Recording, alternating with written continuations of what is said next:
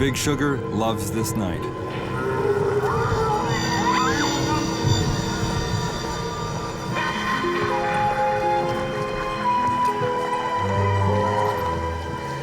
If it's a bit of a nightmare for parents, the prospect of so much sugar, it's a marketing dream for the sugar industry. Shovel sugar into my gut. Give me the candy overload. Feed me junk till I explode. In the 21st century, Halloween has become a $4 billion sugar festival.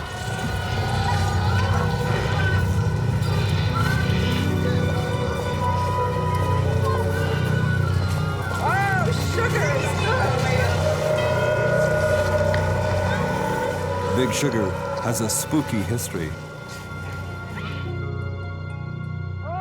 Wars were fought over sugar.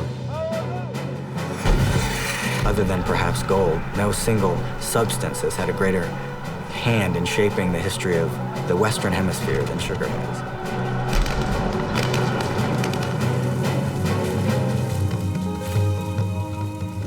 Sugar was at the heart of slavery. We discover that in places like this American-owned plantation, slavery survives. Every day they get on that cart, and every day they look at that same wall of sugarcane and begin cutting. The arm never stops. In the 18th century, sugar was the target of progressives because it was so intricately tied to slavery.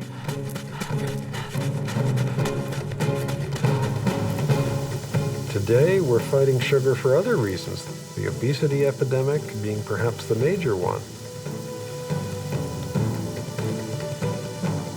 Like the tobacco industry, Big Sugar casts doubt over the science. The science linking sugar and obesity, sugar and diabetes, even sugar and tooth decay. Like big tobacco, the sugar industry has remarkable access to power. They're very shrewd and they're very savvy. They give magnanimously to both political parties. They behave like big tobacco. They need to be treated like big tobacco. This is a story of Big Sugar in all its dark majesty. About how it changed the world and how it still does, shaping politics, health, and history. Few people have even a glimmering of how a sugar conspiracy changed the fate of Canada.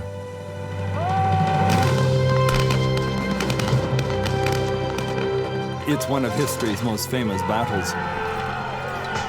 Here at Quebec in 1759, Britain's James Wolfe vanquished the French and decided the destiny of Canada. At least, that's the official story.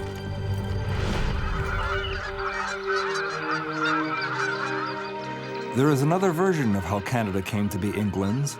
It's a lost chapter in history. Stream of popularity. The story involves the richest men in the world at the time. It involves the politicians who did their bidding. But most of all, it involves the commodity that started wars.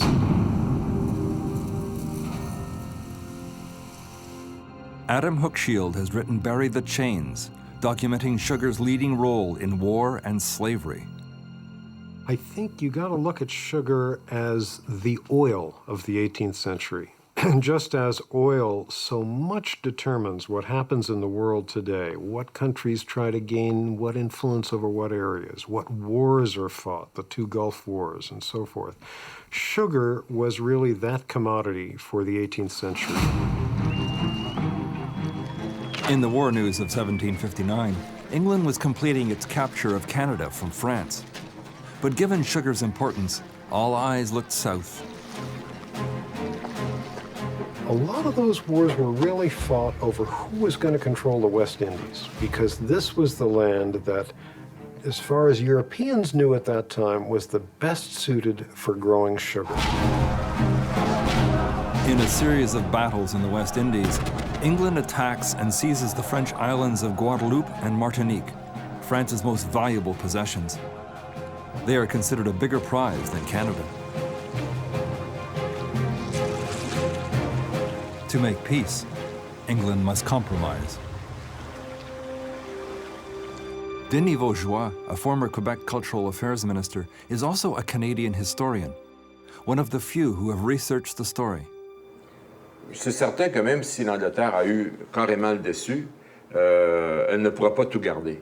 Il va falloir, pendant les négociations, que l'Angleterre accepte de remettre à la France certaines des captures, certaines des prises qui ont eu lieu. Alors, il s'agit de savoir qu'est-ce qu'on va rendre à la France. Alors, il y en a qui disent pourquoi pas rendre le Canada, et d'autres qui disent pourquoi pas rendre la Guadeloupe, la Martinique. Documents show that if the choice is based solely on commercial principles, it's no contest. Canada is a backwater with a struggling fur trade.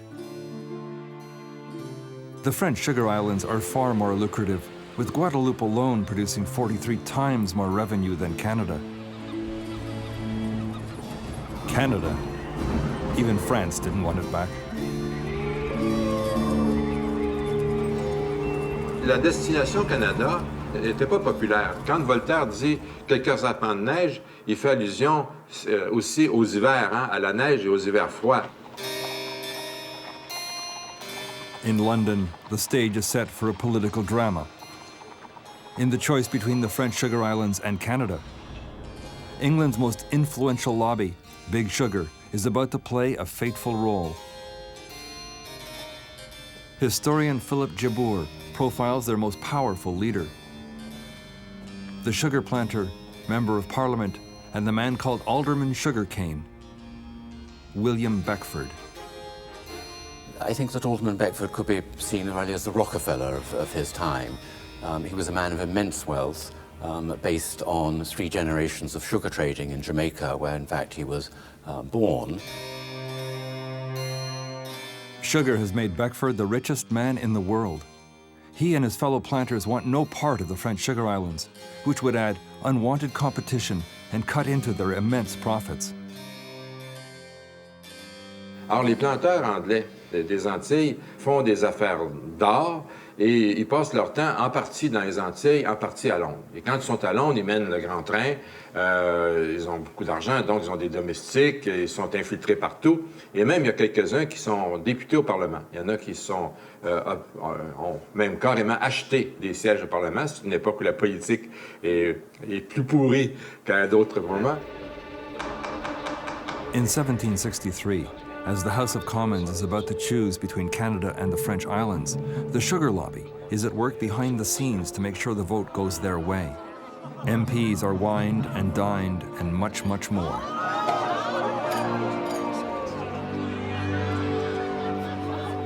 Donc, les indices nous montrent que les planteurs vont prendre tous les moyens disponibles, c'est-à-dire verser des pots de vin, saouler les gens et les compromettre, pour être certain que le moment venu, ils appuieraient ce qu'ils souhaitaient.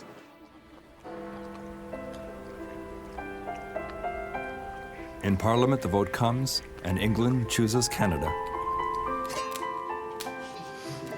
Corruption plays a role, but all their influence would have been for naught if the British had not developed such a sweet tooth. Moi, je dis souvent que si le Canada est devenu britannique, c'est parce que les Anglais boivent leur thé sucré. Quand on fait de l'histoire un petit peu, des fois, on cherche des grandes explications. On cherche les héros, on cherche toutes sortes de grandes explications savantes. La vérité est souvent toute simple. In the end, Big Sugar got its way. The lucrative French sugar islands are given back to France. England takes poor and cold Canada. France celebrates, saying England has traded sugar for snow.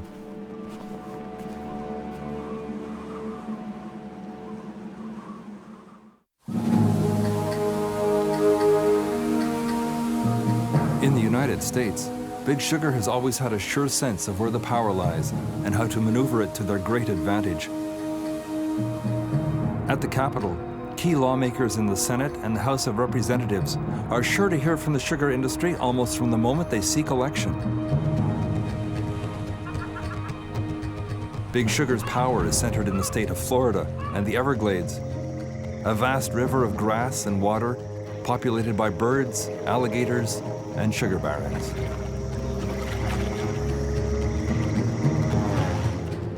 Giant sections of the Everglades have been taken over by 3 big sugar companies. They are accused of despoiling the land and polluting the environment to make raw sugar. Almost all the sugar produced by U.S. sugar corporations is sold in the U.S. at a price up to 3 times what the rest of the world pays for sugar. Cheap sugar from often needy countries is kept out.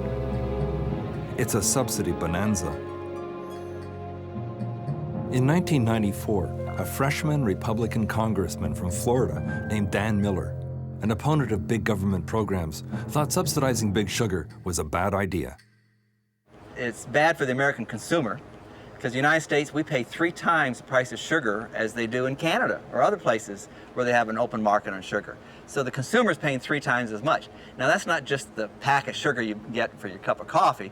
It has impacts on dairy products, from the ice cream to the bread to the pastries, anything that uses sugar.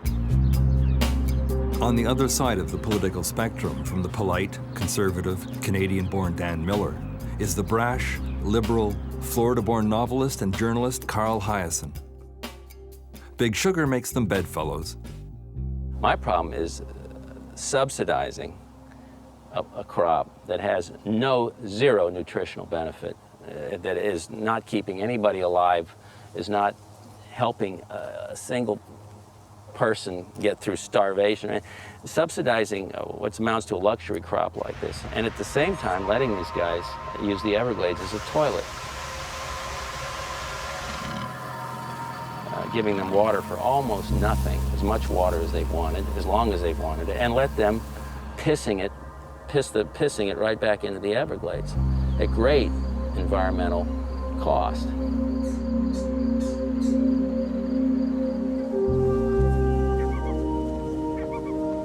In Washington, Republican Dan Miller has no trouble finding congressmen from both parties to co-sponsor a bill to cut the $1.4 billion a year that goes to big sugar in Florida and other states.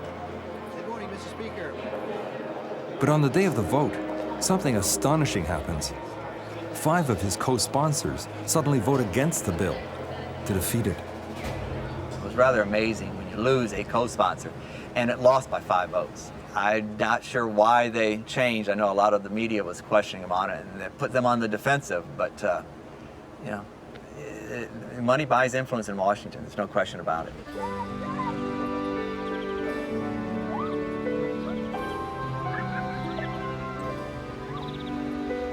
In England, there is a hush surrounding the story of sugar and the great fortunes made, the great estates built, the great colleges created.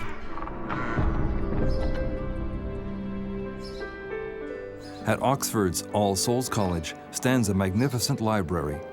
It's called the Carrington, built through the largesse of one Christopher Carrington in the 1700s. His wealth came from sugar.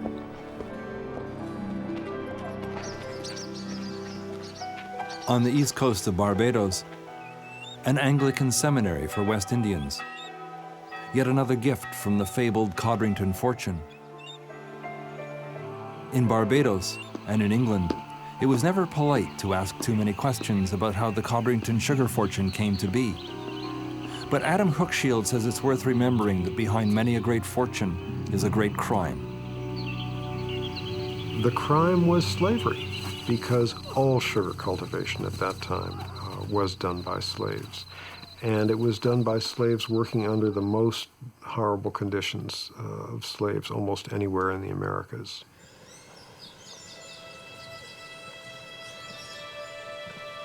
Her name is Lisa Carrington, and she's looking for her past at Carrington College, which once upon a time was the Carrington Sugar Slave Plantation. Lisa is a Toronto writer who is creating a play about the power of sugar over many generations of her Barbados family.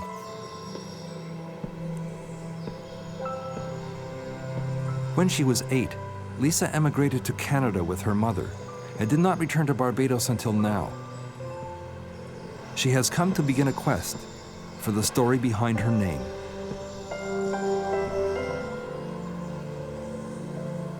It sort of seems like a Greek god. That's the first thing I think of.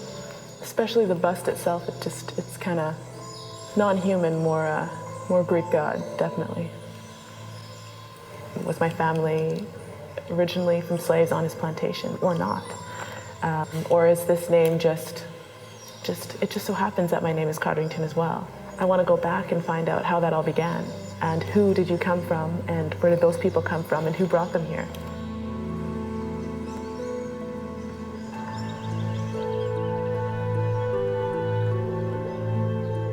At the Barbados National Archives, Lisa is trying to pick up the paper trail to her family's past. I'm here because I want to research my family name, my Carrington name, which is my mom's name, and go back as far as slavery. Historian Ron Hughes is not encouraging. Well, you're not likely to be able to get back to slavery itself. Okay. But when slavery ended, all the ex-slaves had to have surnames for the first time because they were citizens. For legal reasons, they had to have surnames. Well, the only names they knew were the Anglo-Saxon names of the whites. It didn't necessarily mean that a slave took the name of his or her former owner, but they took some Anglo-Saxon name that they knew. You're going to find it difficult to prove that your ancestors were slaves on the Carrington estates. But assisted by the archive staff and guided by Hughes, Lisa's search into slavery begins with a clue. Rose Evangeline, the name of her great-grandmother. Well, this is 1874. Gone too far? No, 1875, you said. Continue turning till you reach 1875. Emily, Henry, Joseph, James, Milton, Augustus, Edith. No Rose. Rose Evangeline. Carrington. That could be it then. Yeah, Rose Evangeline Carrington. Volume 62, page 39. Lisa is now looking for her great-great-grandparents, Rose's parents, and evidence they were slaves on the Carrington sugar plantation. Okay. Oh, here we are. George Devonshire was 22. He was a bachelor, and he was a laborer on the Society estate. He lived on the Society estate, and they were married in Society's chapel in St. John. I am excited. In West Palm Beach, this is the headquarters of the Florida Crystals Corporation, the largest of 3 big Florida sugar producers. The owners of Florida Crystals are mysterious Cuban exiles who live lavish lives in the fabled resort community of Palm Beach. One brother lives in this $6 million, 21-room palace. His name is Jose Pepe Fanhole, and he's the family's designated Republican.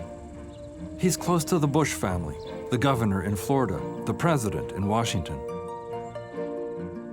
A few blocks away, another of the Fanhole brothers resides at this $11 million Palm Beach address.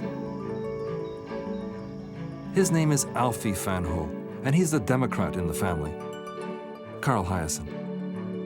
They're very shrewd and they're very savvy. Of course, they're very much a part of Palm Beach society, the upper crust of Florida, but they give magnanimously to both political parties.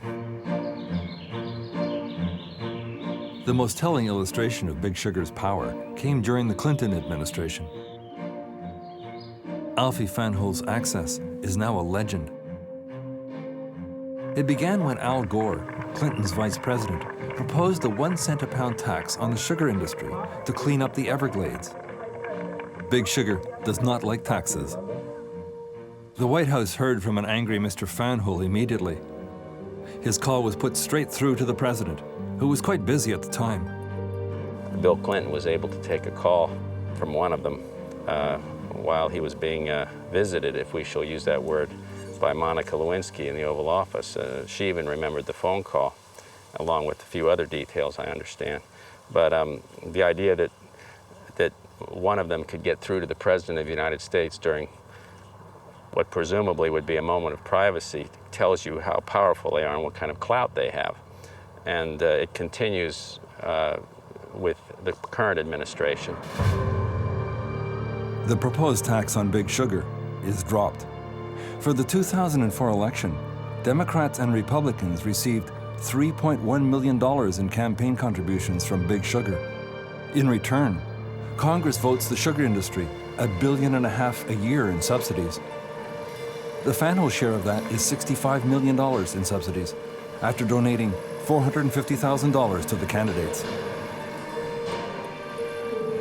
That's what it's all about in this country is, you know, how much money you can generate for a candidate, and that buys you access. That's what gets you in the door. That's what gets your phone call answered when you're the president and you're in the middle of a romantic assignation in the Oval Office.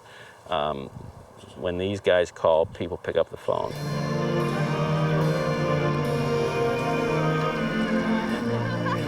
The society scene in Palm Beach is where sugar barons mix business with pleasure. Hyacinth says the Fanholes keep a high profile. They're known as sort of affable guys, very sociable, party-oriented. The Palm Beach society is a party society because there isn't a heck of a lot to do up there besides party. They're not behind-the-scenes players. They're pretty out in the open. The Fanhole family is famous for charitable fundraising, which is important when your reputation as an employer is controversial.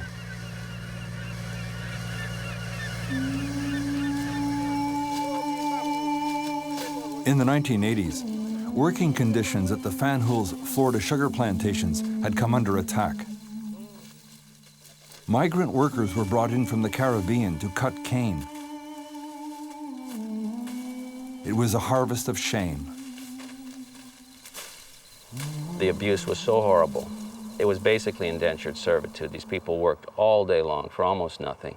They went home that night, and if they wanted water, they had to buy it from the very same people they were working for. If they wanted food for their families, if they wanted any kind of medical care, all that came out of their paycheck. And so at the end of the week, it was not uncommon for them to owe money to the very people whose crop they were harvesting. The Fanholes fought off lawsuits, and in articles like this Vanity Fair spread, a lot of bad publicity. They tried to get rid of the public relations problem by mechanizing the harvest and firing the field hands. There's no heart in this business. There's not a shred of compassion in this, but never has been. It's brutal, hard work, and the disgraceful conditions that existed here in Florida have simply been moved elsewhere in the hemisphere.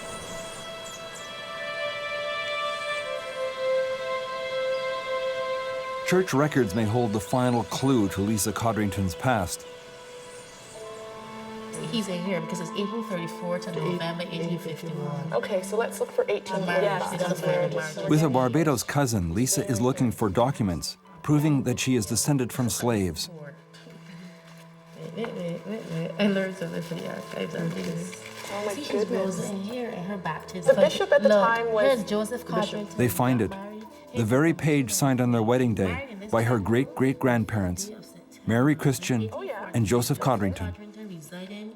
At the something else. Society. And Mary Christian is right here. Yeah. This is Mary's ex right there. It's proof there were Codrington slaves. Mary Christian and Joseph Codrington ex right there too. That's his name. And that's his ex. That's his ex. But this is theirs. Cool. There it is. It hurts you. I was just trying to read it. But that's actually like they had this book and he actually wrote it in. Like this is actually the... Yeah, but I'm sorry. You see, all this book has so much information in it. Do you have anything for 1780? 1788. You're right, because that's real deep in slavery. Now we going. Christopher Codrington, born in Barbados, polished in England, educated at Oxford, succeeded his father as a general, a governor, and the master of the Codrington sugar slave plantation. Codrington boasted about how well the Codrington slaves were treated by his family.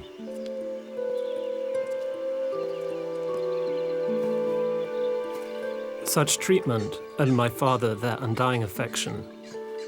The slaves paid his tomb regular visits, promising when they had done working for his son, they will come to him and be his faithful slaves in another world.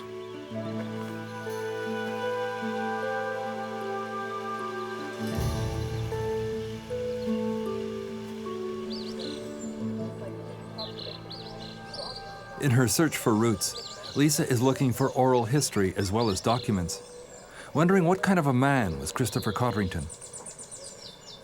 I just wanted to know if you could give me your take on Christopher Carrington. An islander is blunt about his reputation. As a slave master, he was a pretty hard person. Right. But for me, I wanted to say slave master can be pretty hard because you have depriving people of their rights. You know, slave master, all slave masters have a lot to pay for. In the Caribbean Sea, the island of Hispaniola. Haiti on one side, the Dominican Republic on the other. So lucrative are the lush sugar fields that this was once the richest island on earth, fought over by French, Spanish, and British empires. Now it's in the American orbit. Today, most of the sugar industry is ruled by 3 corporations: a Dominican, a Mexican, and the largest, an American. There have been questions about labor practices on all of them. The American plantation, Central Romana, is a 240,000-acre spread larger than some countries. It's owned back in Florida by the Fanhole family. President Jose Pepe Fanhole is very proud of it. Central Romana has a very high and good reputation in the Dominican Republic, obviously. I can tell you that if you're Canadian television, the Dominican Republic standard of living, unfortunately, is not what it is.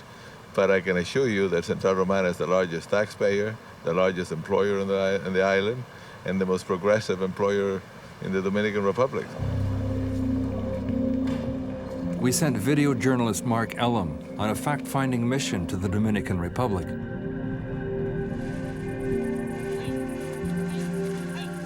In the heat, he found a chilling story. What I saw was straight out of a book before the Industrial Revolution. I felt like I had stepped back 200 years. On the edge of a sugarcane field at the Fanhole Central Romana plantation, this is the Bate Plumita, a company shanty town for indentured Haitian sugarcane workers and their families.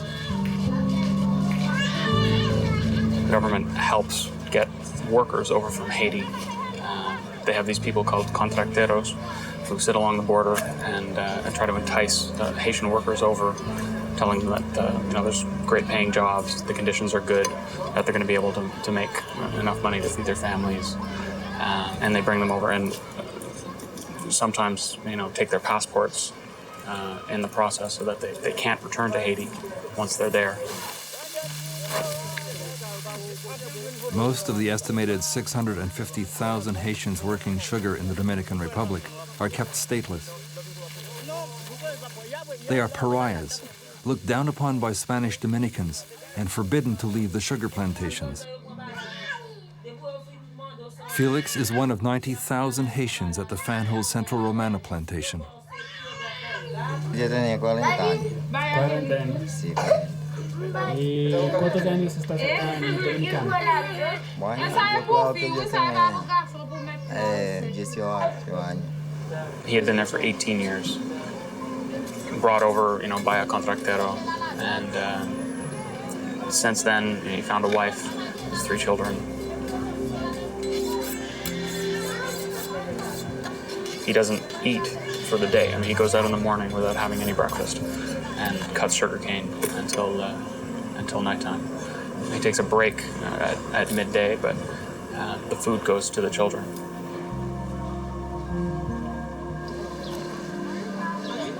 When the food runs out in the house, the children go to the sugarcane fields, break off a piece of sugarcane, and sometimes that's what they have to eat for the day. That's dinner. Sugarcane staves off hunger for a while, but rots their teeth.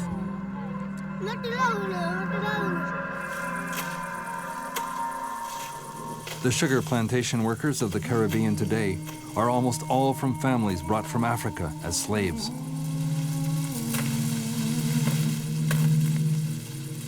Slavery is absolutely central to sugar. We mustn't forget that Of all of the slaves in 3.5 centuries of the Atlantic slave trade who were taken across the Atlantic from Africa to the Americas, roughly 2/3 of them ended up on sugar plantations. Now, that number was so high because sugar slavery was in many ways one of the most deadly forms of slavery. Cutting sugarcane by hand was and still is one of the hardest forms of labor on earth. The slaves who cut sugarcane, for the most part, were worked to death at a fairly early age. On the old Carrington sugar slave plantation, Lisa Carrington meets Marcia Burroughs, one of a new generation of historians in the West Indies. Lisa is trying to get inside the skin of her slave ancestors, of Mary Christian, her great-great-grandmother, a laborer on the Carrington plantation. What would the morning of a female slave cutting sugarcane be like? It's going to be a very active thing. Women easily are up about 4 o'clock in the morning before they go off to the fields. Remember that she might have been punished the day before, she might be injured, or she might be pregnant.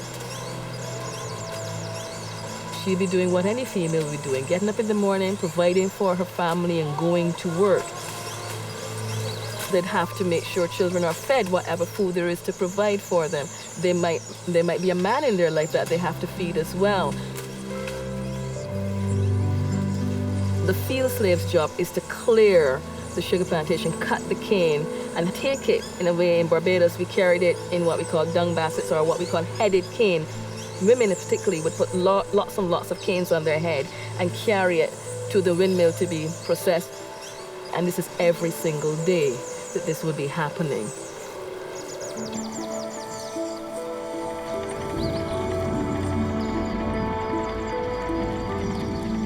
In old Barbados, the cane was ground down in windmills.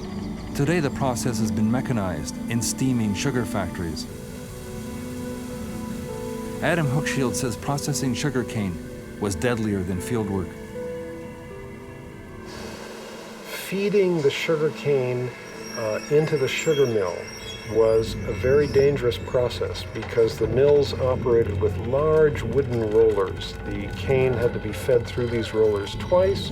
If the slave was the least bit tired or careless or sleepy, which any of us would be after a 12-hour day in the fields, and his or her hand got caught in the rollers, there was somebody standing by with a hatchet to chop off the arm so that the slave's whole body wouldn't get carried through because these rollers had no bricks.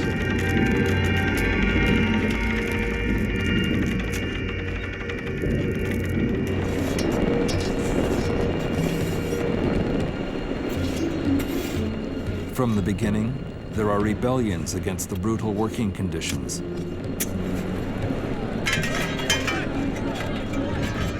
Small bands of slaves set off to burn sugar mills, cane fields, plantation houses, striking back at their masters and persecutors.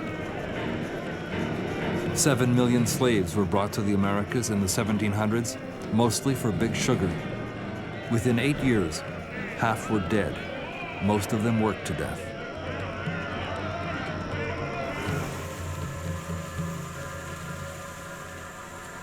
When you're there in the sugarcane fields, it's eerily beautiful. By 10 a.m., it's scorching. It's 35 degrees and more. You know, in the summertime, it gets up to 50 degrees sometimes. And there isn't any water where they are. The heat just builds. And the dust that comes off of the sugarcane once it's cut is stifling. They're breathing this cut cane and dirt, kind of suffocates.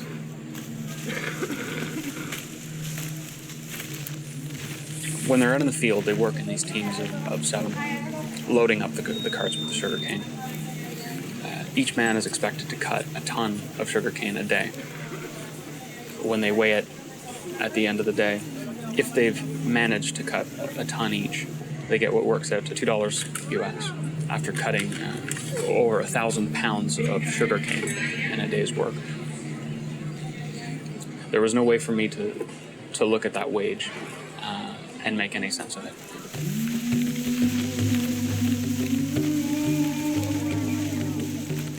It is a criminal act to employ children harvesting, sowing, or loading sugarcane, but the sugar companies routinely flout the law. Father Christopher Hartley, a remarkable parish priest, is documenting the scene. He will bring it to the attention of the authorities, and when they refuse to act, will bring it to the court of public opinion. Father Hartley is making his Sunday rounds across a parish that's 700 square kilometers. He knows well all the major sugar plantations.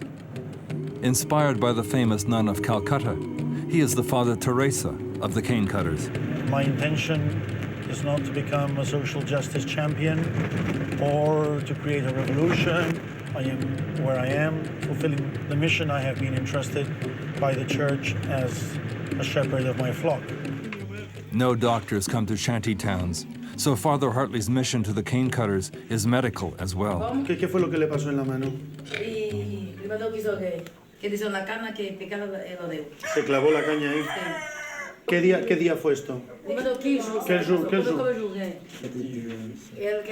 Hace 10 días. ¿Y aquí qué le ha pasado a él? Ese está enfermo. ¿De qué está enfermo? Quiso quedar.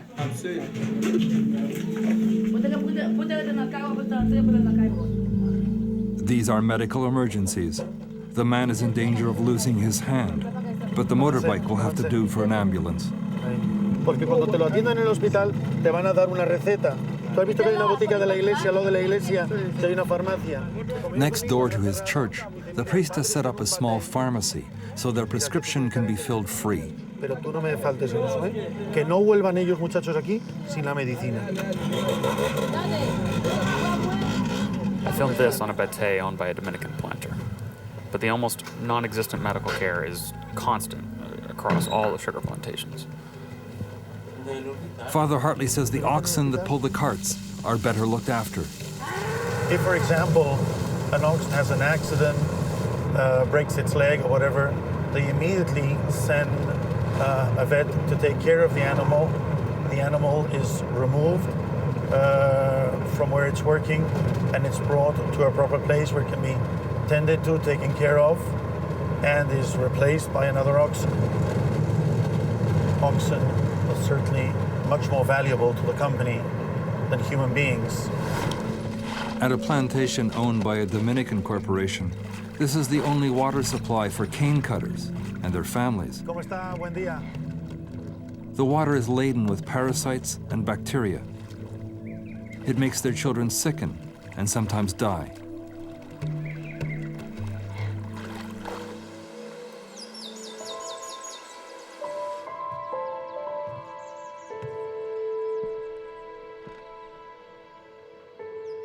Toronto writer Lisa Codrington's quest for her roots requires a disquieting journey into slavery and all its chambers. The art of the time provides unsettling clues about the master-slave relationship. It's just really disturbing. I think it was a perceived image of your slave. Like you'd like them to be obedient, almost stone, with no feelings, and sort of this half kind of smile, glazed over eyes with nothing behind, just constant obedience. I think that's what you'd want your servant to be. And that's how your servant has to be for you to continue to enslave people, really.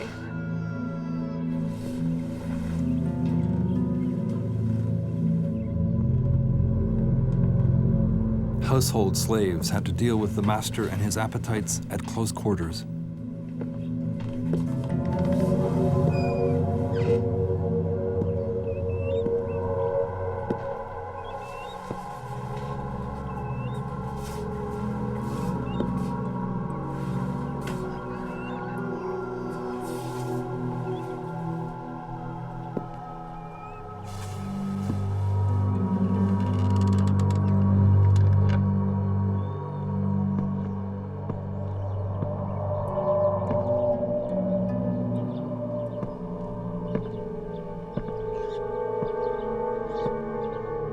Documents archived in the Public Records Office in London depict Christopher Codrington as a sexual predator, describing him as an incestuous man who kept continually about him a seraglio of slave women for his use. He fathered children by them, bastards they were called. If the husbands of these women rebelled, shucking off their chains trying to be men, they were hunted down like animals. Worse, maybe. Here, too, animals were better treated.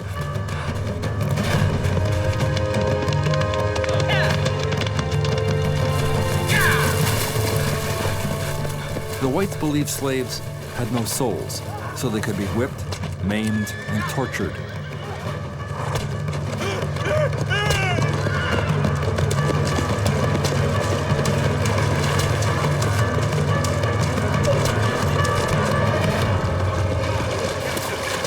Generations of black men are imprisoned by what Big Sugar did to their forefathers.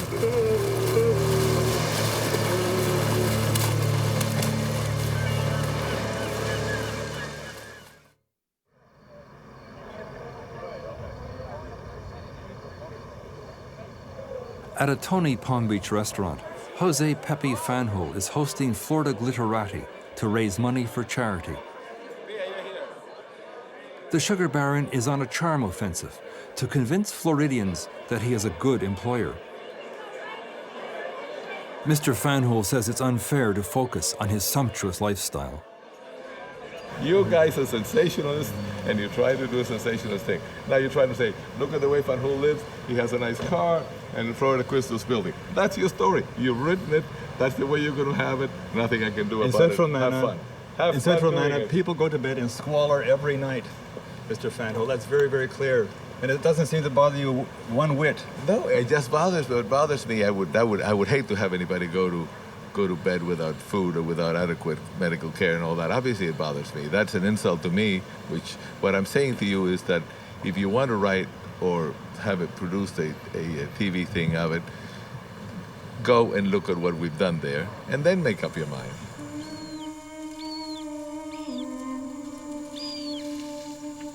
In the Dominican Republic, the Fanholes purchased the Central Romana plantation with its thousands of Haitian workers from the Gulf and Western Corporation. We inquired whether life got better or worse under the Fanholes, say in the last decade. ¿Es mejor ahora o es la misma? No, ahora es muy malo. ¿Es más malo? Más malo ahora. ¿Cómo su vida acá ha cambiado en estos 10 años? No había nada para comer, porque siempre mira hasta ahora, todavía uno no come nada. Todavía hasta ahora uno no come nada trabajando, tirando machetes sin comer. Leaving the plantation puts a worker at risk of being deported, so most stay put. This means they have to shop at the company store for the basic things of life. The prices at this one, on a Dominican-owned plantation, show the type of gouging that goes on. Staples here are up to double the price they are in town. To pay for these groceries, he cut 1,000 kilos of sugarcane. De hombre está trabajando como hambre, comprar las cosas ajenas no puede pagar. La gente está mala para mí, para todo el mundo. This is the Batey Salado on the Fanhole Central Romana plantation. The women are waiting for the men to come back from the fields. For the cane cutters and their families, it will be the first meal of the day. Habichuelas. ¿Para cuánta gente tiene que comer aquí? 16 personas.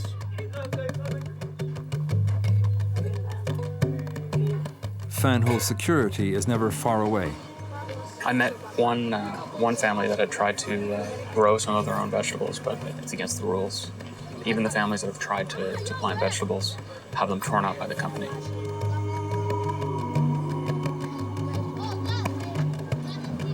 I mean, they live in a small police state.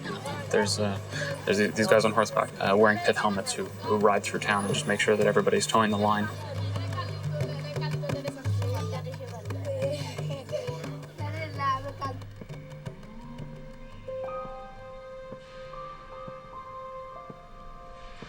Lisa comes to the church where her great-great-grandparents, Mary and Joseph, walked down the aisle, slaves marrying in a Christian church. This was the doing of slave master Carrington. In 1702, Carrington wrote out his will, deeding his sugar plantation to the Anglican Church on the condition his slaves not be freed. He thought slavery was compatible with Christianity, and for the next 120 years, so did the Church of England. Carrington slaves discovered the church was a ruthless slave master, even boasting its own logo, the word society, which was branded into the flesh of all its slaves.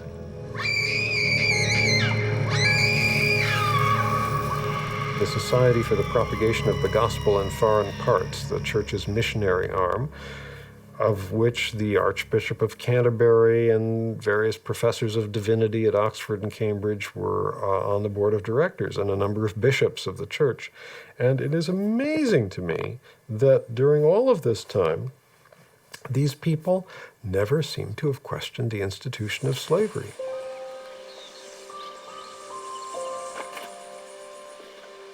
As Carrington slaves, Lisa's family were branded by the Church of England.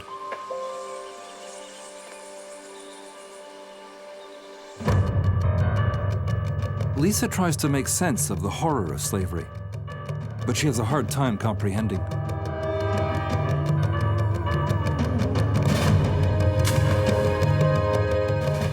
To sit down and try and understand slavery is near impossible, because you can't just sit down and understand it.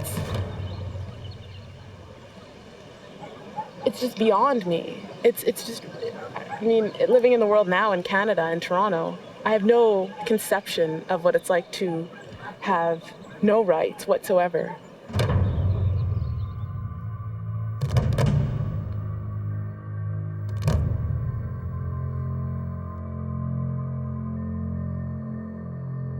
In the Dominican Republic, next door to their immense sugar plantation, the Fanholes own Casa de Campo, a world-class resort boasting spectacular golf courses, luxurious pools, groomed beaches, polo grounds, and an amphitheater with a nightly extravaganza.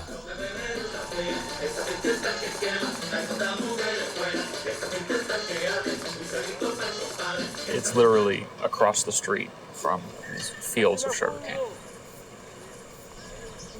When you enter the front gates, you leave behind the pre-industrial age and you enter a world of luxury. Here the Fanhole family entertain their friends, including in 2001, the first president, George Bush. People are paying, $250 to $1,000 a night to stay in these luxurious rooms. Someone working in the sugarcane fields would have to work a year in order to spend a single night at Casa de Campo.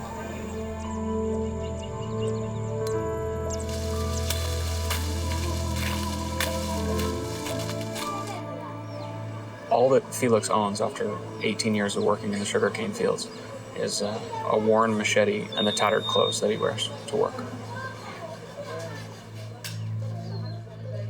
We find people that basically can't make enough to eat before they go into the fields.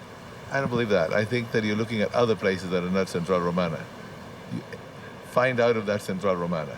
It was Central Romana. We were there. In the area, but it's probably not Central Romana. In Central Romana, this is the Batey Plumita, one of 183 shanty towns owned by the Fanhole family. These are Central Romana overseers employed by the Fanholes. And these are his hungry sugarcane workers, who are forbidden from planting gardens to feed themselves. Their employer says it's unfair to use a North American standard to measure conditions at Central Romana. After all, he says, they are providing jobs for Haitians who would otherwise have none.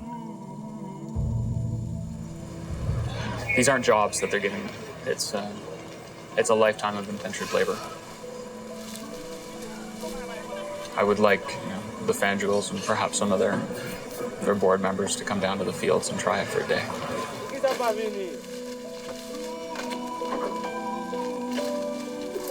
I'm quite sure there's a way that the Fanjouls could make profit and at the same time provide, at the very least, food for these people.